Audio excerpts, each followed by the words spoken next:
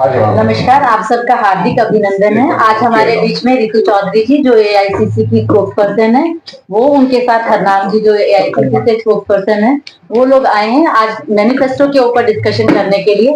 तो अभी मैं रितु चौधरी जी को देती हूँ कि वो आपको बताएंगे कि मैनिफेस्टो में हमारे क्या क्या कार्य जो है हम लोगों ने संकल्प लिया है कांग्रेस सरकार की ओर से इलेक्शन के लिए। आप अभी क्वेश्चन शुरू कीजिए, हम लोग उसी सवाल से शुरू कर दीजिए। आदरणीय हरनाम सिंह जी, आदरणीय ज्योति चौधरी जी, आप सभी आदरणीय मनोज जी और आए हुए सभी मीडिया कर्मी, सबका बहुत बहुत धन्यवाद और अभिनंदन। आज हमारी प्रेस कॉन्फ्रेंस का जो मकसद है वो ये है कि आपने देखा होगा कि पिछले 10 साल में भाजपा सरकार ने जो इस क्षेत्र का हाल किया, जो इस प्रदेश का हाल किया, वो अन्य किसी देश के किसी भी हिस्से में किसी प्रदेश का नहीं हुआ। हमारा जो प्रदेश है, हरियाणा प्रदेश जो है, वो 3 चीजों के नाम से जाना जाता है, किसान, जवान और पहलवान। और तीनों का ही भाजपा सरकार में बहुत बुरी तरह से दमन हुआ। अगर मैं किसानों की बात करूं तो किसान जो इस देश का अन्नदाता है, उस किसान को भाजपा सरकार ने बुरी तरह से अपने पैरों तले कुचला, उन पर लाठियां बरसाई, उन पर वाटर कैनन से हमला किया, आंसू गैस के गोले छोड़े, उनके रास्ते रोके, उनको घुसने तक से इनकार कर दिया गया, उनको आतंकवादी बताया गया और उनको तमाम तरह के जो अपशब्द है उनसे नवाजा गया। यहां तक कि उनको भारत का नागरिक होने से भी इनकार कर दिया गया। ये इसी सरकार में हुआ।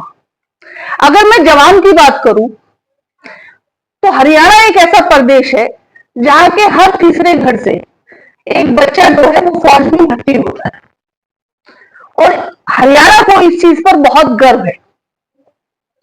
यहाँ का बच्चा सपना है, ये सपना लेकर पैदा होता है कि जब मैं बड़ा होऊंगा तो फौज में जाऊंगा। आपने देखा भी होगा कि जब हम हाईवे को क्रॉस करते हैं तो तमाम बच्चे जो है दौड़ लगाते हुए आपको सुबह मिलेंगे 4 बजे, शाम को 7 बजे।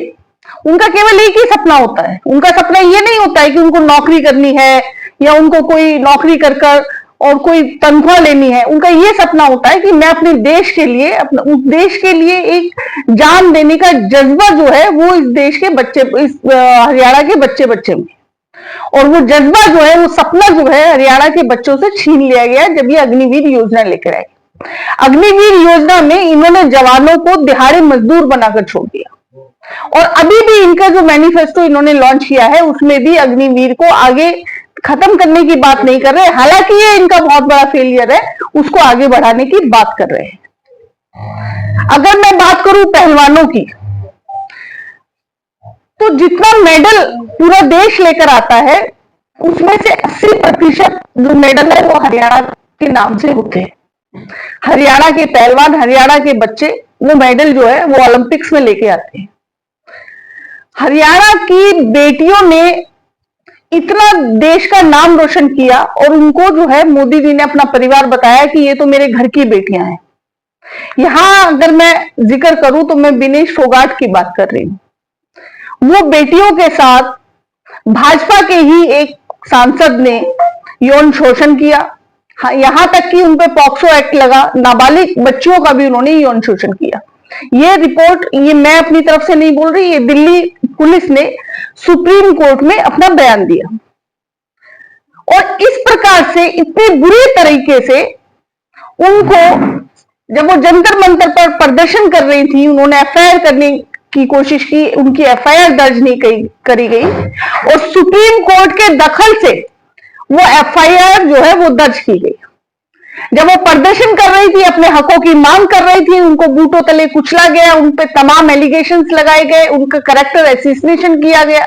यहां तक कि जब दिनेश फोगाट सिल्वर मेडल जो है वो ओलंपिक्स में लाती है और जो है गोल्ड मेडल की तरफ बढ़ रही थी, तो उनके साथ इतना जो है नाइंसाफी ओलंपिक में हुई कि उनको 100 ग्राम वेट के लिए जो है वो डिस्क्वालीफाई कर दिया गया और उस चीज का जश्न जो है वो भाजपा सरकार ने और भाजपा के नुमाइंदों ने मनाया। बाकायदा ब्रजभूषण शरण सिंह के इस चीज पर बयान है कि मैं बहुत खुश हूं कि उसको मेडल नहीं मिला। वो मेडल अपने लिए नहीं ला रही थी, वो देश के लिए मेडल ला रही थी। और जब हम उस बेटी को टिकट देने की बात करते हैं तब ये तमाम तरह के इल्जाम जो है कांग्रेस पे लगाने का काम करते हैं कि एक प्रायोजित जो है इन्होंने इस तरह का प्रायोजित जो है आंदोलन किया था। अगर मैं महिला सुरक्षा की बात करूं तो हरियाणा में रोज औसतन 5 बलात्कार होते हैं और 46 महिलाओं के साथ क्राइम होता है। ये एनसीआरबी की रिपोर्ट है, सरकार की रिपोर्ट है। आज आपको मैं बताऊं कि हरियाणा जो है, जो सुरक्षित प्रदेश माना जाता था, उसमें आज 33,000 महिलाएं इस सरकार के दौरान 10 साल के दौरान गायब हुई। उनका कोई अता पता नहीं है और ह्यूमन ट्रैफिकिंग जो है वो अपने जोरों पर है। सरकार की कान पर इस बात के लिए जू तक नहीं लेंगे। महिला सुरक्षा की बात करने की ये नारा देकर आए थे बेटी बचाओ का, और इन्होंने सबसे ज्यादा बेटी का जो शोषण किया वो भाजपाइयों ने किया। आपने सुना होगा कि मनोहर लाल खट्टर जी ने ऐसे ऐसे बयान दिए। आपको याद होगा रेवाड़ी में 6 साल पहले जो है बलात्कार हुआ, सामूहिक बलात्कार लड़की के साथ किया, और अस्पताल से जो है बाहर जो मीडिया जब मनोहर लाल खट्टर से ये पूछता है कि अब तक जो है अपराधियों को गिरफ्तार क्यों नहीं किया गया, तो उन्होंने जो है पत्रकार को बाकायदा इस बात के लिए धमकाया कि क्या बकवास कर रहे हो तुम, मुझसे सवाल पूछो कि हमारा जो है स्वच्छ भारत का जो हम प्लान है जो हम चला रहे हैं उसके बारे में बात करो। मुझसे ये हिसाब मत मांगो कि अपराधियों को क्यों नहीं पकड़ा गया। इसी प्रकार का एक और बयान मनोहर लाल खट्टर जी ने दिया कि अगर महिलाओं को आजादी चाहिए तो उनको नंगा घूम लेना चाहिए। इस प्रकार की संघीय सोच रखने वाले भाजपाइयों को कोई हक नहीं है कि वो बेटियों की रक्षा की बात करें, सुरक्षा की बात करें, बेटी बचाओ की बात करें, बल्कि उनको ये कहना चाहिए कि बेटी आप हमसे बचा लीजिए। क्योंकि ये हजारों साल पुरानी सोच लेकर ये सरकार बनाए बैठे हैं। आज तक इन्होंने महिला सुरक्षा के लिए एक कदम नहीं उठाया। अगर मैं बात करूं बेरोजगारी की, तो आज हरियाणा प्रदेश बेरोजगारी में दूसरे नंबर पर पूरे देश में आता है। बेरोजगारी की दर इतनी बढ़ा दी गई, बेरोजगारी के साइड इफेक्ट्स ये हुए कि तमाम जो है क्राइम रेट जो है वो बहुत ज्यादा बढ़ गया। आपने देखा होगा कि युवा जो है नशे की तरफ धकेल दिया गया, या जो है वो ये ऐसी परिस्थितियां बनी कि वो नशे की तरफ झुकता चला गया। और वैसे भी एक ये है कि जिस भी प्रदेश में भाजपा सरकार होती है वहां पे नशे का कारोबार बहुत अच्छी तरह से फलता फूलता है। जो हमारा हरियाणा प्रदेश पूरी तरह से नशे से बाहर था, आज वो पूरी तरह से नशे के कब्जे में आ चुका है।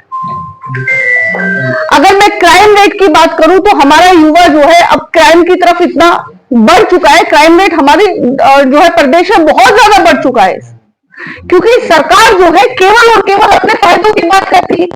सरकार केवल और केवल अपने उद्योगपति मित्रों के उनको जो है फायदा दिलाने की बात करती है। ना इनको यहाँ के युवा से सरोकार है, ना यहाँ की बेटी से सरोकार है, ना यहाँ के पहलवानों से सरोकार है, ना किसानों से सरोकार है।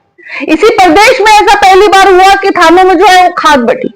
इसी प्रदेश में पहली बार ऐसा हुआ कि जो है खाद के जो कट्टे हैं वो उसमें खाद जो है कम कर दी गई और दाम जो है वो बढ़ा दिए गए। इस प्रकार के तमाम जो इस कार्यकाल में, भाजपा के कार्यकाल में हुए।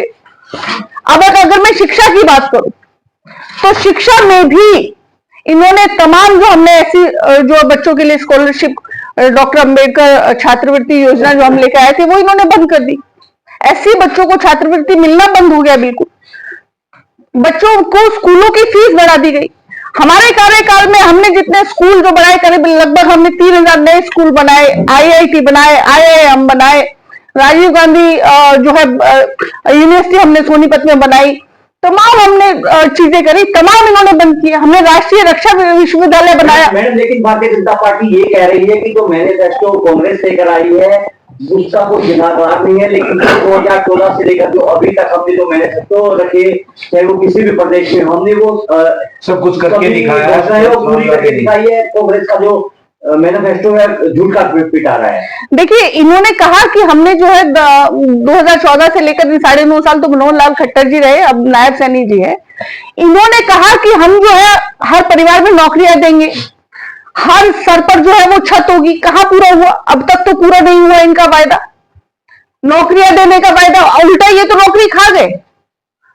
आप देखिए, पुलिस डिपार्टमेंट में जो है वो 50,000 से ज्यादा पद खाली है, शिक्षा में जो है 30,000 से ज्यादा पद खाली है। हमारी सरकार में हमने करीबन 1 लाख नौकरियां दी।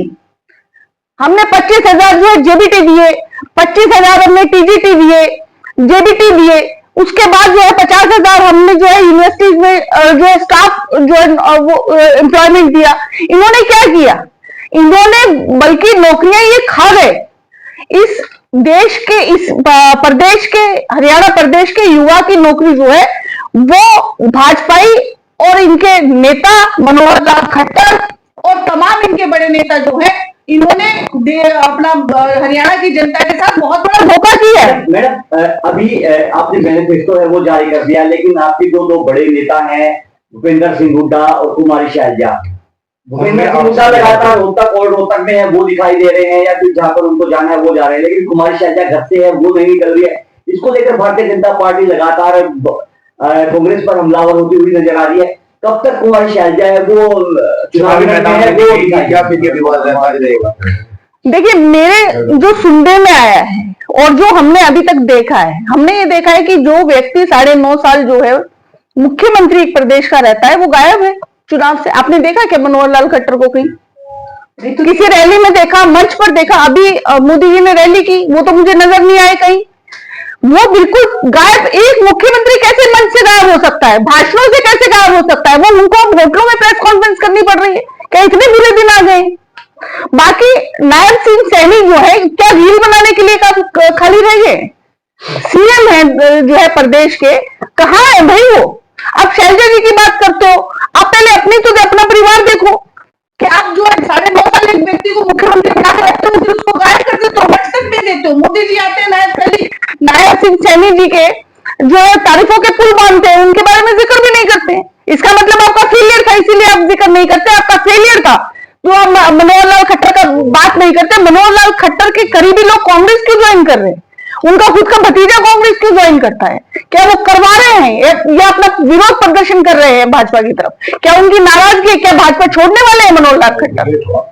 रितु जी, राहुल गांधी ने भी हरियाणा से दूरी बना ली है, कब तक आ सकते हैं या नहीं आएंगे हरियाणा में? राहुल गांधी हरियाणा से दूरी बना ली है, अभी तो वो करनाल आए थे। सर, एक घर में आगे चले गए, चुनावी प्रचार में नहीं। देखिए प्रचार का अभी हमारा ऐसा कोई प्लान शुरू नहीं हुआ, लेकिन उसके बाद हरियाणा की जनता की हमें कितनी फिक्र है ये राहुल गांधी के दौरे से साफ नजर आता है। अभी तक बताइए कौन भाजपा नेता जो किसी के घर में गया 10 साल में? बता दीजिए किसी एक व्यक्ति के घर में गया? रितु जी, 10 दिन बचे हैं अभी। अगर आप ये कहते हैं चुनाव का समय नहीं है तो कब रणनीतियां बनाएंगे? देखिए हम जो है पूरी तरह से, जो हमारी पार्टी है पूरी तरह से चुनाव में उतरी हुई है। पूरी तरह से हमारे भाई भूपेंद्र सिंह हुड्डा तमाम हमारे नेता जो है वो चुनावी कार्यक्रम कर रहे हैं। लगातार हमारी रैलियां हो रही है, लाखों की संख्या में हमारे पास भीड़ आ रही है। तो इस बात का कोई सवाल नहीं है। क्वेश्चन बिल्कुल जो है आपका वो है कि इस तरह का कोई सवाल ही पैदा नहीं होता कि यानी कि बड़े चेहरे आएंगे या नहीं आएंगे। चाहे महिलाओं के साथ क्राइम की बात हो, भ्रष्टाचार की बात हो, काफी मुद्दे अभी आप गिना रही थी, तो इनका कितना असर विधानसभा चुनाव पर पड़ेगा इन मुद्दों का? देखिए, इनका चुनाव जो असर है वो आपने लोकसभा चुनाव में देख लिया कि लोकसभा चुनाव में जो है जो 400 पार की बात कर रहे थे उनको जो है 240 पर सिमटा दिया। और देश की जनता, हरियाणा की जनता पूरी तरह से नाराज है, पूरी तरह से अपने आप को जो है ठगा हुआ महसूस कर रही है। और वो इस बात का जवाब जो है वो 5 अक्टूबर को देगी। 8 अक्टूबर को आपके सामने रिजल्ट आ जाएगा। बड़े चेहरे हरियाणा में आएंगे, स्टार प्रचारकों की लिस्ट में नाम है, वो कब तक आएंगे? देखिए सिलसिला शुरू हो चुका है, जैसे ही होगा अभी 1-2 दिन में देखिए आप सब जो है हमारे जितने भी स्टार प्रचारक है वो आने शुरू हो जाएंगे सबके सब। ठीक है, थैंक यू सो मच। आप बोलो।